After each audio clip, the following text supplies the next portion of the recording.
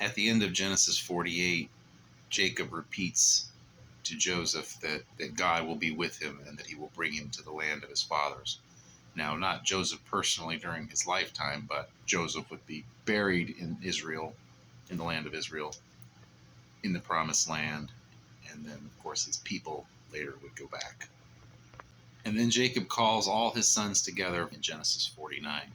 He calls them together for his final prophecy to them. At this point, Jacob's been in Egypt for 17 years. So 17 years earlier, he was 70 people. So 70 people plus however many have been born in those next 17 years is still a small people. But just as his people are going to mushroom into a great multitude, from this point, prophecy starts to become a lot more complicated.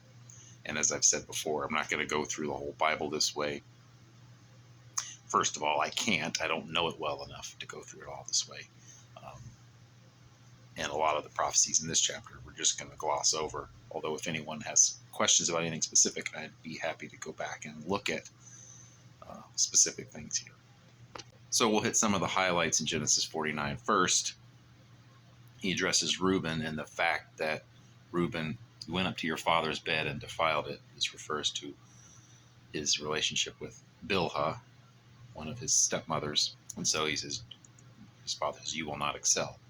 And Reuben didn't excel. We don't get much future events that center around Reuben.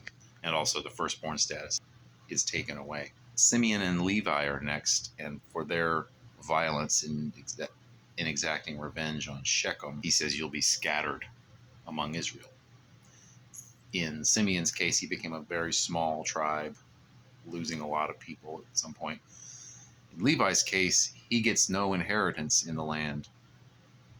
He gets cities among his brothers because the priesthood comes from Levi, and the Levites have special duties among Israel, which we'll talk about later. The first positive prophecy comes to Judah, his fourth son. He says, the scepter shall not depart from Judah, nor the ruler's staff from between his feet, until he comes to whom it belongs. This indicates that Judah will be the tribe that will produce the kings, which it does, although the first king is Saul from the tribe of Benjamin. But then David is chosen, and descended from David, eventually we get to Jesus. He then gives very short prophecies concerning Zebulun, Issachar, Dan, Gad, Asher, and Naphtali, which I'll skip over. But again, if you have questions about those, I'd be happy to look into those. And then he comes to Joseph, and Joseph gets the longest prophecy, and it starts by rehashing that he's been through a lot. It says, the archers bitterly attacked him, shot at him, and harassed him severely. Yet his bow remained unmoved. So with all the terrible things that happened to Joseph, he stood strong. And then he goes into some very general blessings for Joseph's prosperity. Once the nation divided after Solomon, Ephraim became the lead tribe among the 10 tribes who were the northern kingdom. Last of all, his prophecy of Benjamin says, Benjamin is a ravenous wolf, in the morning devouring the prey, and at evening dividing the spoil, which seemed to indicate there would be a lot of great warriors among Benjamin. Again, being very general here because I haven't studied it very much. After giving these prophecies, he commanded his sons to bury him in the cave that Abraham had bought. So he commanded them to bury him with Abraham, Sarah, Isaac, Rebekah, and Leah, who were all buried there. And then Jacob died, and it says Joseph fell on his father's face and wept over him and kissed him. And he commanded that the full Egyptian embalming process be performed on his father. So Joseph asked permission from Pharaoh to go bury his father as he commanded, and Pharaoh said, go, do what you promised. And Joseph and his brothers did that. They went back and buried their father and then came back. At this point, now that their father's dead, the 10 brothers start to say, now that our father's dead, maybe Joseph will pay us back for what we did to him. So they sent a message to Joseph saying, your father gave this command before he died. Say to Joseph, please forgive the transgression of your brothers and their sin because they did evil to you. And now please forgive the transgression of the servants of the God of your father. And it says Joseph wept when they spoke to him. His brothers also came and fell down before him and said, behold, we are your servants. But Joseph said to them, do not fear, for am I in the place of God? You meant evil against me, but God meant it for good. So Joseph repeats what he said to them before, that he accepts that this was from God and he doesn't hold any ill will towards his brothers. And it says he comforted them and spoke kindly to them. So Genesis ends with Joseph staying in Egypt with all his father's family. He lived to be 110 and saw the third generation of Ephraim's children. He also did something similar to his father with Manasseh's sons, with the children of his grandson Machir being counted as Joseph's own.